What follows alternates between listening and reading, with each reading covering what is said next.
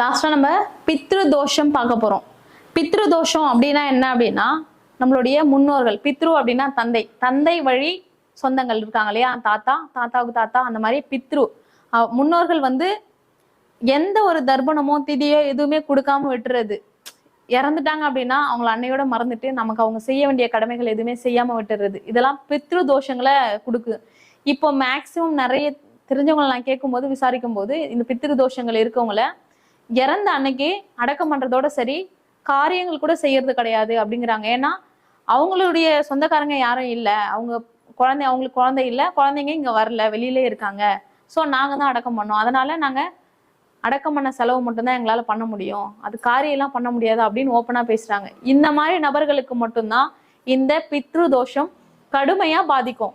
ஒரு நபர் நம்ம கூடயே வாழ்ந்திருக்காங்க, நம்மளுடைய முன்னோர்கள் நம்மளை எந்த அளவுக்கு ஏதோ ஒரு நேரங்கள்ல கண்டிப்பா நமக்கு நல்ல விஷயங்களை அவங்க செஞ்சிருப்பாங்க, நல்ல காரியங்கள் அவங்களால ஏதாவது ஒரு விஷயத்துல நமக்கு ஒரு பாசிட்டிவான விஷயங்கள் நடந்திருக்கும். அப்படி இருக்கும்போது ஒரு இறந்த நபர்களுக்கு இறந்தாங்க நான் அடக்கம் பண்ணேன் அவ்வளவுதான் அப்படின்ற மாதிரி கட் அண்ட் ரைட்ஸா பேசுறதுலாம் ரொம்ப தவறான செயல். அவங்களுக்கு கொடுக்க வேண்டிய திதி தர்ப்பணம், செய்ய வேண்டிய காரியங்கள் எல்லாமே கரெக்டா செய்தா மட்டும்தான் உங்களுக்கு எந்த பிரச்சனையும் வராது. இப்போ முன்னாடி ஜென்ரேஷன்ல நிறைய பேர் இருக்கும், இதை 10 வீட்டு பங்காளி அப்படின்னு சொல்லுவாங்க, எல்லாரும் சேர்ந்து நின்றுதான் அந்த கர்ம காரியங்கள் எல்லாமே செய்வாங்க.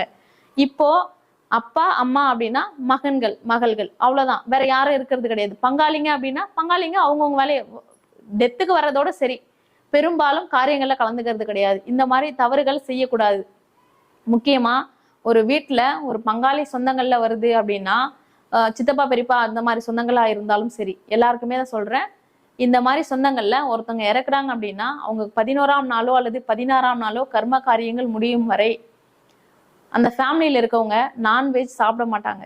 இதுதான் முன்னாடி இருந்த பழக்க வழக்கங்கள். நான்வெஜ் சாப்பிட மாட்டாங்க.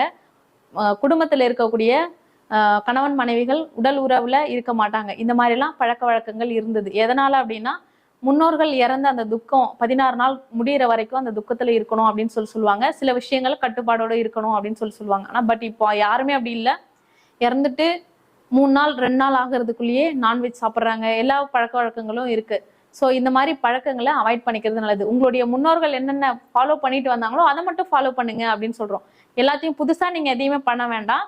உங்களுடைய முன்னோர்கள் வழி வழியா பண்ணிட்டு வந்த காரியங்களை மட்டும் பின்பற்றினா போதும், உங்களுக்கு இந்த பித்ரு தோஷம் வராது. முக்கியமா இந்த பித்ரு தோஷம் வர்றதுக்கு காரணம் இதுதான்.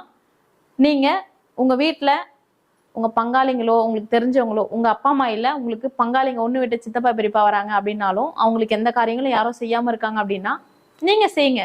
நீங்க செய்யறது எந்த தவறும் கிடையாது. இல்ல என்னால செய்ய முடியாது, ஐயர் வச்சு செய்யற அளவுக்கு நான் வசதி படைத்தவர் இல்லை அப்படின்னு சொல்லும்போது, உங்க கையில ஒரு எள்ளு எடுத்துக்கோங்க, கருப்பு எள்ளு எடுத்துக்கோங்க, ஏரி குளம் கடற்கரை இந்த மாதிரி இடங்களுக்கு போயிருங்க. போயிட்டு உங்களுடைய கையில எள்ளு வச்சுக்கிட்டு ஒரு கையில சொம்பு வச்சு நீங்க நல்லா பிரார்த்தனை பண்ணிட்டு, யார் எந்த தவறுகள் செய்திருந்தாலும் மன்னிச்சிடுங்க, உங்களுடைய ஆத்மா சாந்தி அடைய நான் வேண்டிக்கிறேன் அப்படின்னு சொல்லி இறை வழிபாடு பண்ணிட்டு, ஓம் நம சிவாய அப்படின்னு சொல்லி 3 முறை சொல்லி அந்த தண்ணியை ஜலத்தை வந்து நீங்க வந்து கீழே விட்டுட்டு வரும்போது உங்களுக்கு இந்த மாதிரி பித்ரு தோஷங்கள் எது இருந்தாலுமே கிளியர் ஆயிடும். ஓகேங்களா? அதே போல ஆடி அமாவாசை, தை அமாவாசை, புரட்டாசி அமாவாசை, இந்த மாதிரி மாலை அமாவாசைகள் சொல்லக்கூடிய நாள்கள்ல நீங்க முன்னோர்களுக்கு திதி தர்ப்பணம் கொடுக்கறது ரொம்ப ரொம்ப நல்லது. இதை பண்ணிட்டு வரும்போது உங்களுக்கு இந்த பித்ரு தோஷங்கள் எது இருந்தாலும் கிளியர் ஆகும் அப்படின்னு சொல்லப்படுது. அதே போல இதுக்கு பரிகாரமா என்ன பண்ணலாம் அப்படின்னா, மூத்தவங்க இருக்காங்க இல்லையா, குடும்பத்துல வயசான நபர்கள் இருக்காங்க இல்லையா, அவங்களுக்கு இந்த இறந்தவங்களுடைய துணிமணிகள் வாங்கி ஏதாவது வச்சு படைச்சிட்டு வயசானவங்களுக்கு தானம் தர்மம் பண்றது, சாப்பாடு ஃபுட்டு டொனேட் பண்றது, இதெல்லாம் பண்ணும்போது உங்களுக்கு மேக்சிமம் இந்த பிரச்சனைகள் கிளியர் ஆகும். அதே போல இந்த கோவில்கள்ல ஓரமா காவி ஆடை போட்டுட்டு உட்காந்துட்டு இருப்பாங்க, அந்த மாதிரி அடியார்களுக்கு, முக்கியமா அடியார்கள் பிச்சை எடுக்கக்கூடிய நபர்கள்லாம் இருக்காங்க இல்லையா, அந்த மாதிரி நபர்களுக்கு உணவு உடை பெட்ஷீட்டு போர்வை இந்த மாதிரி விஷயங்கள்லாம் நீங்க தானம் தர்மம் கொடுத்துட்டு வரும்போது உங்களுக்கு இந்த தோஷம் எப்பேற்பட்ட தோஷமா இருந்தாலும் நீங்க தானம் தர்மம் செய்யறதுனால மட்டும்தான் கிளியர் ஆகும். அப்படிப்பட்ட தோஷங்களுக்கு இந்த பரிகாரங்கள் பண்ணுங்க, கண்டிப்பா எல்லா தோஷமும் உங்களுக்கு நிவர்த்தி அடையும்.